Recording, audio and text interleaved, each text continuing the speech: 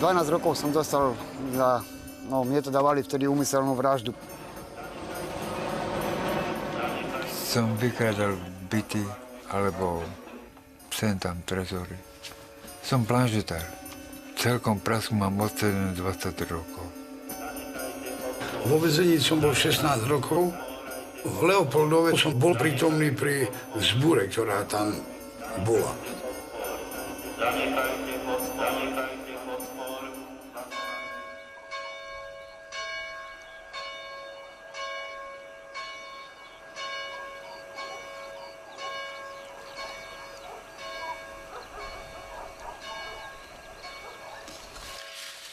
Som jedným zo zástupcov pána farára. Mám na starosť chlapcov. Keď som prišiel a videl som tých ľudí, videl som, čo sa tu robí, prvý môj taký dojem bol, ten farár bude svätý, alebo je blázon. Má tu pôjdu diery, 300 ona. Potom som si uvedomil, že není ani to, i keď z tej svetosti by som mohol povedať, že sa veľmi blíži. Ale videl som aj inú vec, že potrebuje hodne a veľa pomocných rúk. Prečo si dal takú farbu? Mi páči. Ja mu sa páči. Co tu máš dneska? Prečo? Tá, máme rozlučkovú. Po rozlučkove sa mi prídeš ale ukázať. No. Dobre? Toto je náš Ferko. Ferko, ktorý je, jak sa povie, holka pre všechno. Zároveň je ošetrovateľ, keď má čas, ide pomôcť tu a ešte aj v kancelárii robí sekretárku. A čo sa týka tetovania, som si tu dával robiť Leopoldove. Mám tu rodinu ako dceru a ženu. Na celý život to je obrázok. A nemusím mať ani fotky, ale je to ozasné, ako ozasné. Pred niekoľkými rokmi som spával túto s chlapcami, tu ešte dodnes moja posteľ. Tu sú všelijakí chlapci, hej. Či sú kriminálnici z detských domov, z polepšovní, z väznic, z ulice, Romovia, bieli. Ja podľa toho nerozdeľujem ľudí a mám všetkých rovnako rád. Nazývajú nás všelijako. Lotri, gangstri, kriminálnici. Mňa nazývajú, že som načelník kriminálnikov, gangstrov, lotrov. Ja ich nevolám ani kriminálnici, ani bezdomovci. Ja ich volám chlapci. To sú moji chlapci a hovorím, berem ich ako svojich synov.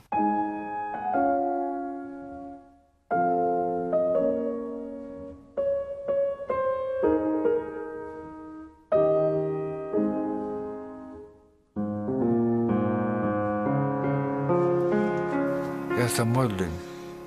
Modlím sa už dosť hodnú chvíľu, dlhú. Málo kto dokáže sa tak modliť, jak ja. Mne veľa sily dáva Pán Ježiš.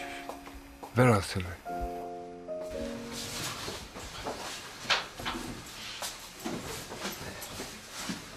Také heslo tam toho máme namalované. Milujte ľudí takých, akí sú. Čím menej si to zaslúžia, tým viac ich milujte. Nemilujte ich podľa veľkosti ich zásluh, ale podľa veľkosti ich potreb. Možno moji chlapci z pohľadu svetského si nezaslúžia, aby sme ich mali radi, ale potrebujú to.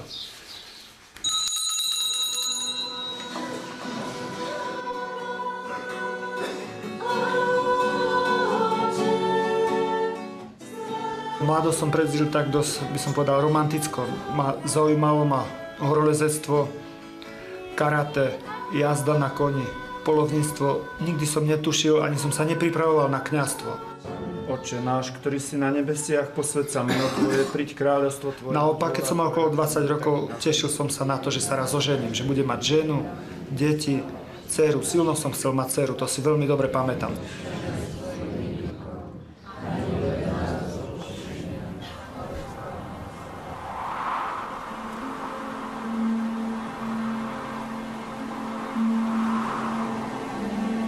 Boli sme na Gerlachu a utrhol sa kameň, ja som bol prvolezec a letel som 2000 metrovej výške, asi 20 metrový pád. Ma zachytil potom kamarát a 13 hodín ma dávali dolu.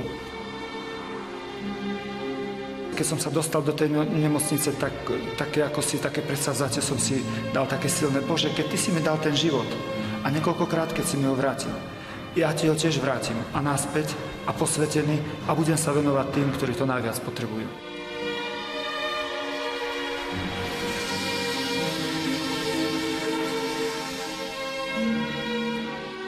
Keď som tu maloval kostol, všimol som si starú faru a v budove fary bolo asi možno na pol metra vody. Biskup sa ma pýta, toto tu chceš? Tuto tu? Hovorím, áno, toto. Hovorím, vieš čo, Maroš, ja ti nemôžem dať teraz peniaze. Pán biskup, ja nepýtam peniaze. A čo chceš odo mňa? Hovorím, chcel by som vaše požehnanie. Požehnanie? No to ti môžem dať. Hovorím, no a hovorím, dobre, a mohli by ste mi ho dať aj písomne? Hovorím, čo? Písomne? Hovorím, môžem. Starú Oktáviu som mal 500 korunový dlh, na nič viac. Hej. Má šmak, chuť, čo si robiť. Hej. Jedného chlapca som mal z Polepšova, jedného chlapca z väznice pre mladistvých. A tu sme na zemi spávali, vreca sme si dali pod hlavu, s vrecami sme sa prikrývali. No a potom tak sme nemali ani čo jesť.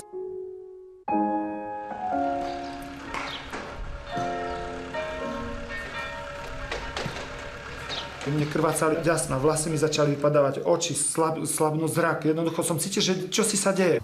Prišli rodičia tu pozrieť, no tak mama pozerala na mňa, tak plakala. Otec ten sa zlostil, ten hľadal nejaké porisko, aby mi priložil najradšej. Tak ja som bol strašne agresívny, keď som aj drogu zobral, to ja som nezniesol cudzí pohľad na sebe, ja som udrel hockoho, kto sa po mne pozeral. Vedel som, že keď odídem od týchto ľudí, budem obyčajný teoretik. Musím s nimi žiť a viem, keď oni sú hladní, tak aj ja som hladný. Ja som hladný, oni sú smední. Prosím, ja som hladný, smedný, aj oni sú smední. Svätá Mária, Matka Božia, pro za nás hriešných, teraz i v hodinu smrti našej. Amen. Potom som vyťahol rodičov tam ku kaplnke vonku a hovoril som im rodičom, hovorím, viete, že ja som išiel za kňaza nie kvôli slávnostným svätým omšam. Chcem slúžiť týmto ľuďom, ktorým to najviac potrebujú. Preto som odišiel za kňaza.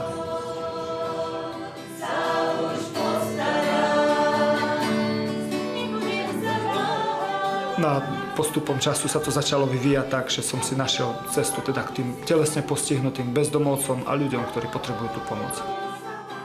Aby sa mladenci a devy našej farnosti čistotou a zbožnosťou pripravovali na sviatosť manželstva, prosme Pána. V tejto komunite chlapcom sa snažíme podať pravdu. Pravda nevždycky je príjemná, ale vždy je užitočná. Trojročnému chlapcovi položím na stôl sladký cukriček a horkú tabletku. On ma zapal plúc. Čo si vybere ten chlapec? Sladký cukrik. Ale čo mu osoží? Horká tabletka. Farár nedáva sladké cukričky stade. Rozhadzuje horké tabletky.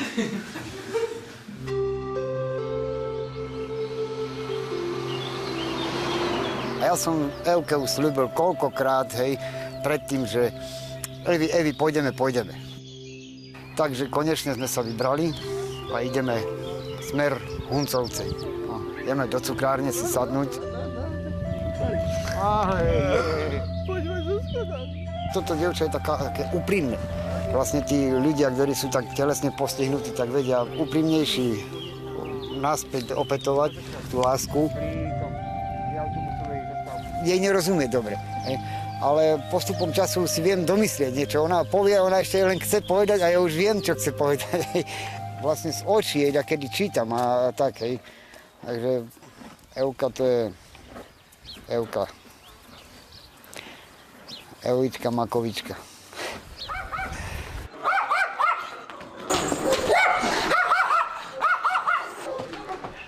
Prišiel tu môj jeden priateľ, horolezec Milo Neumann, a on, keď to prešiel ako odborník, stavebný odborník, architekt, a keď si to všetko pozrel a hovorí, kolik máš miliónu? A hovorím, prosím, kolik máš miliónu? Kdyby si miel aspoň 5, aspoň 3, hovorí, kdyby si miel aspoň milión, a kolik máš? Hovorím, že 500. Hovorím, čoho, 500 000? Hovorím, nie, 500 korún. Hovorím, ty seš blázen. Po rokoch prišiel ten istý chlap, tak mu slza vytiekla, krútil hlavou a ani hovorí, zostal prekvapený a potom hovorí toľko. Vieš čo, Marian, čo môžem pre teba urobiť? A hovorí, môžeš niečo urobiť. A čo by som mohol zrobiť? Nakresli mi domčeky, potrebujem domčeky pre týchto ľudí. Nakreslím si. Nakreslil a zadarmo. To sú tie domčeky. Tieto domčeky sú určené pre našich ľudí, chlapcov, dievčatá, ktoré sa už osamostatnili, chcú si založiť vlastnú rodinu.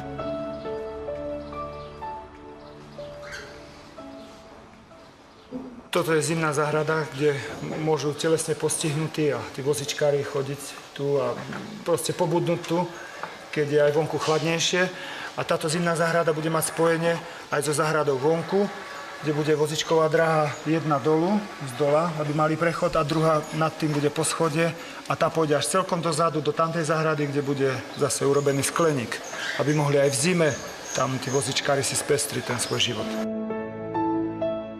Tieto budovy, tento celý areál vybudovali väzni, bezdomovci, bez pištolí, bez obuškov, bez nejakých dozorcov. Túto kaplnku vlastne urobili oni. Všade, kde sa pozrieme, tak vlastne sú podpísaní títo ľudia. Toto tu robil Štefan, Ferko, Ľubo, toto Jožko Hrenák obkladal celým týmto kameňom. Ja, keď sa ma pýtajú, že čo je vlastne tu na moje, tak ja som tu prišiel v jednom rozťahanom tričku a v šušťakoch a v teniskách. Ak by ma preložili alebo niekto chcel premiestniť, no tak znova si zbalím ten svoj majetok do 2 igelitiek, ani možno tie 2 igelitky by neboli a tiež by som odišiel v jednom tričku a v šušťakoch. Tak, ako som prišiel, tak by som, myslím, aj odišiel.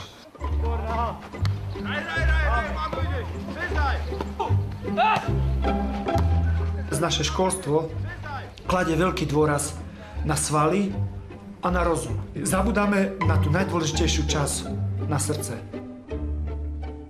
Útok na srdce, to je výchova, láskou. Ak držím človeka za srdce, držím celého človeka. Ako držím za hlavu, tak prosím, on bude dobre robiť len to vtedy, kým ja mám dosah na ňo. S tým bičom, jak sa povie. Však ako držím za srdce, on aj za rohom bude robiť tak, ako chcem ja. Ak zbadám, že ma niekto miluje a ja ho viac milujem. Ak začínam ďakovať, začínam si zväčšovať srdce. Ak si začínam zväčšovať srdce, Boh mi ho môže viac naplniť. Čím? Láskou. Títo chlapci majú zakrpatené často srdce. Oni si ho potrebujú zväčšiť. Tým, že sa naučia ďakovať a dávať. Tým, prosím pekne, sa začína liečiť. Z 3-ročného chlapca sa stáva postupne puberťák, ktorý je schopný dávať, zatiaľ len jedna k jednej. A potom z toho puberťáka sa začína stávať dospelý muž postupne tým, že ho učíme ďakovať a dávať. Vo väznici v base majú väčší poriadok disciplíny, jak my tu. A ľudia tam nechcú byť. Dôvod? Nie je to postavené na láske. Je to postavené na síle. V base je najväčší trest, že ťa zavrú. U mňa je najväčší trest, že ťa pustím. Choď von. Ale hovorím, kto raz vojde do mojej fary, vchádza do mojho srdca. Kto raz odíde z mojej fary, neodchádza nikdy z mojho srdca. Je stále tam.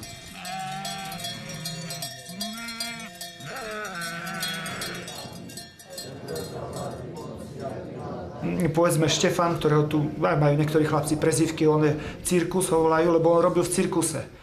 Predtým ošetroval slony, a teraz ošetruje telesne postihnutých. Hej, tiež sa niektorí smejú, že práve z tej jemnosti, od slonov prešiel k telesne postihnutým. Mal som problém s alkoholom, preto som tu. Vďaka alkoholu som stratil jak prácu, tak rodinu. Hej. Tu na fare máme taký dosť prísny režim. 3 zákony sú, ktoré platia pre všetkých. Po prvé, žiaden alkohol, fetovanie, drogy. Po druhé, žiaden trestný čin, odkedy príde ku mne. Čo má za sebou, mňa to tak nezaujíma. U mňa má čistý register, biely. Začína až tu u mňa. A tretie, každý musí pracovať podľa svojich možností a schopností. Pre spoločné dobro tých druhých. Ešte to rozpapať, že? Čo som v Žakovciach, hej, tak od tej doby alkohol je preč, hej. A ani nechcem sa k tomu vraciať.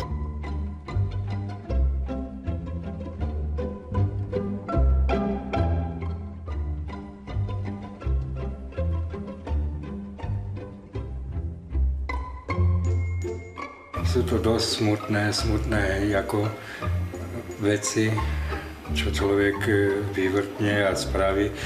Radšej poviem tú radostnú, že som rád, že som tu a že som pri týchto ľuďoch, lebo skutočne oni mi dávajú zmysel môjmu životu, hej.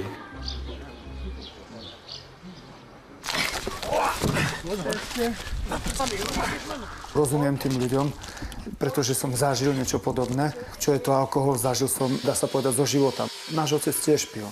Hoci kedy, keď tlačil z jednej strany okno, skakali sme z druhej strany dolu. Keď otec pil, tak my sme spolu s mamou klačali pri posteli a sme sa modlili ruženec. Od chlapca malého sa modlievam ruženec. Takže viem, čo to je, keď je v rodine alkoholik. Viem, čo to je, čo to deti prežívajú, aký stres. Viem, čo prežíva taká žena, keď príde alkoholik. No a viem, čo prežívali tieto moje decká, chlapci a dievčatá. Tak.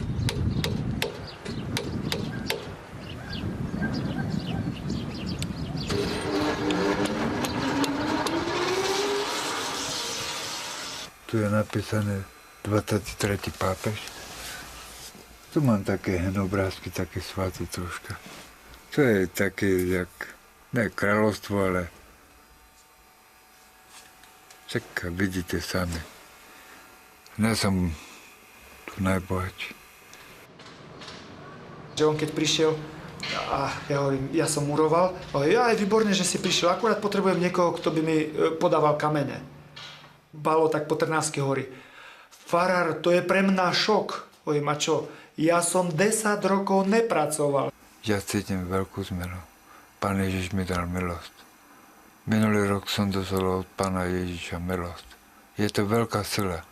To sa nedá ani povedať, jaká to je úžasná sila.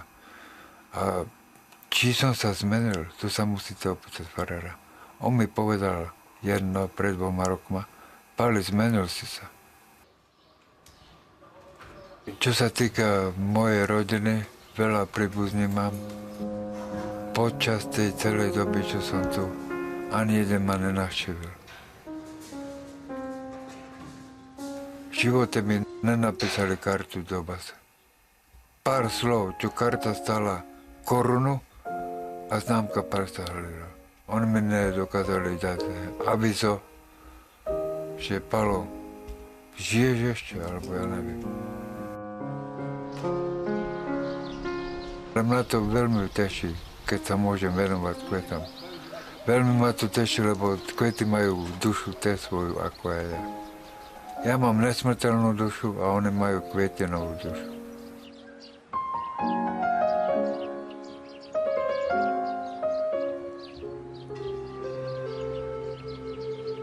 Na budúci týždeň by mala ísť ako do nemocnice. Na operáciu vlastne budú zasahovať do mozgu. No, je to taká operácia, na ktorú by sa nikto netešil. A preto jej chcem spraviť takú radosť. Budeme sa modliť za ňu, proste, že jej to dobre dopadlo a aby sa nám vrátila proste lepšie, aby jej bolo. Žaľarová, hýlo kútenel, melenka má, pasi dajú. Tie devčatá v skutočnosti zažili všelijaké údery a všelijaké strasti. Túlali sa aj po uliciach, mnohé z nich boli zneužívané aj od svojich vlastných otcov. Máme dievčatá, ktoré stiahnuté boli z detského domova, rodičia ich kvôli peniazom stiahli z detského domova, nutili ich kradnúť. Všeličo už zažili, žiadostivosť, ponižovanie, týranie, ale naozaj snú lásku nie. Dobre. Toto je ďalšie naše zariadenie, určené pre dievčatá. Teraz práve prebieha rekonštrukcia, opravujeme okna, vymieňame okna, plastové okna dávame. K tomuto zariadeniu sme prišli zhruba pred 8 rokmi. Vtedy sme ešte netušili, že sa budeme starať aj o dievčatá. Táto tu je najlepšia fotbalistka, toto tu. To je... Táto Miška. Ako sa volá ten? Miška. Ronaldo, nie? Ronaldo. A Monika zase vie perfektné salta, aj rybičky do vody. Aj pekne spieva. Tamta Silva vie perfektne tancovať.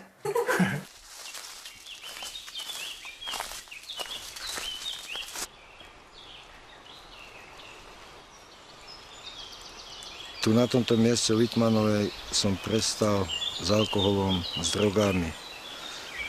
A vďaky Pane Márie za tú milosť som postavil túto kaplnku. Nestával som mu sám, pomáhali mi chlapci, naši zo Žakovec. Jožko Hrenák, tento chlapec, bitkár, dá sa povedať, dneska je môjim kostolníkom a jeden z mojich zástupcov. Chodí už asi 4 alebo bezmála 5 rokov chodí do Litmanovej. Je to také putnické miesto Panny Márii. Či je zima, či je leto, on má v zavejoch, metrové zaveje sú a si predstavte, oni tam spia v stane, v snehu. Išiel som ich skontrolovať v januári, februári, v zime si myslím, čo to oni tí chlapci, či mi nepijú, či mi nepopíjajú tam. A mne to skoro slzy vyhrkli z očí, keď som zbadal, že títo chlapci moji, dá sa povedať, ťažkí väzni, gangstri, tam sa modlili ruženec. Tu som prišiel na to, že kresťanstvo to má viac podôb. Nie len v kostole vysedieť hodinu. Viera spočíva v tom obetovať sa a pomáhať druhým. Všímať si ľudí okolo seba. Všímať si aj takých, čo druhí nimi opovrhujú. Na čo ten chlapec všeličo povybavuje, no to by ste neverili, hej. Či drevo, či materiál, či kdekoľvek ide, hej, a jednoducho, a ľudia by ste povedali, že no, takému kriminálníkovi asi ťažko, že by niekto niečo dal. Dajú. Zdeno, hej, karatista, hej, zabil chlapa. Prosím pekne, by sme povedali, že to je chlap drastiak, tvrdiac a pozrite, jak sa mení v tomto prostredí. Naučí sa dávať. A čo také dáva? Svoj voľný čas. Svoje priateľstvo. Hej, seba. Karit moja, čo chceš? Čo je ty moja kočka? Teraz som tu od toho roku 2000 a nerad by som ani išiel prestať, lebo vlastne tu mám všetko. Mám tu zázemie, mám tu ľudí, ktorí ma majú radi a mám tu aj svoju prácu, ktorú mám rád. Hlavne tu koníky. To je moje, no.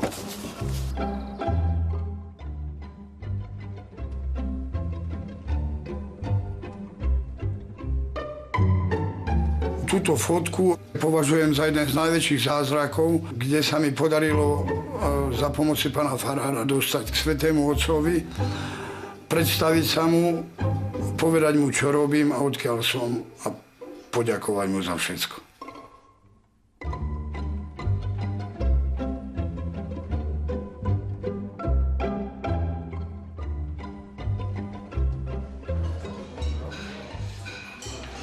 Raz prišla istá pani z ministerstva a sa opýtala, koľko tu chcete mať bezdomovcov? 200? A ja hovorím, ideálny stav 0, normálny stav 20, nenormálny 60, no a kriticky 80. Hovorím, my nie sme, by som povedal, vyhliadková loď s kafebarom a s vyhliadkovou vežou. My sme len záchranný čln, my o tom vieme. A v záchrannom člne je každý rád, keď aj v pozore stojí, hlavná vec, že žije. Keď pôjdem presne podľa všetkých predpisov, hovorím tej pani, polovica ľudí zahynie. Treba brániť túto komunitu. To je komunita asi okolo 140 ľudí a z každej strany sú nejaké úskalia, nejaké nástrahy. Treba chodiť na úrady, na štátnu správu, samosprávu, na ústredné orgány. S políciou komunikujeme, s kriminálkou často, na súdy chodím. Hovorím, že na súd chodím jak na klavír každú chvíľu. Na súd chodím a toto ma ubíja viac, ďaleko viac než tá fyzická práca. No a vtedy, keď potrebujem nejak relaxovať alebo si oddychnúť, no tak buď sadnem do auta, zaskočím do Levoče na hôrku, alebo sadnem na koňa.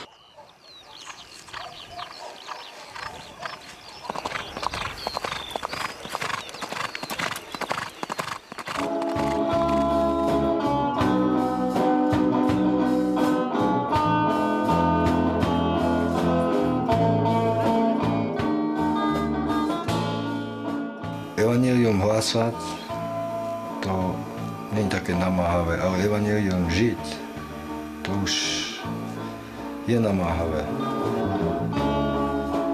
Pre mňa Maroš predstavuje strašne veľa. ten Maroš, to je vynikajúci chlap. Perfektný chlap. Takým baránom, ktorý preráža múry a tie bariéry, ktoré existujú okolo nás.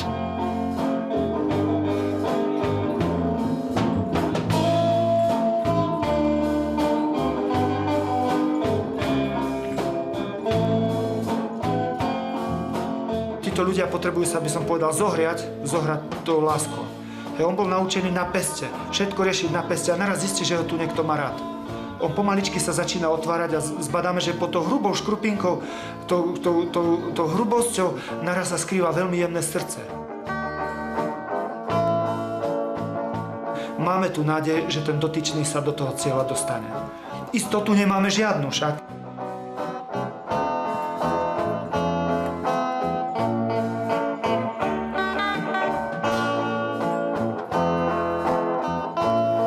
Je to statočný človek. Mám ho rád.